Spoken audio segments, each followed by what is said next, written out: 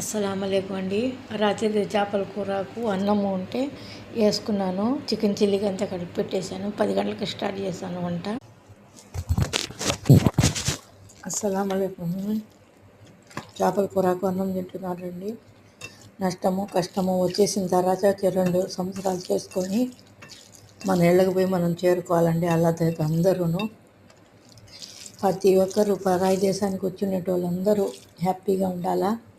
జనవరి 1 నా పుట్టినరోజు అండి. అందరు శుభాకాంక్షలు చెప్పండి.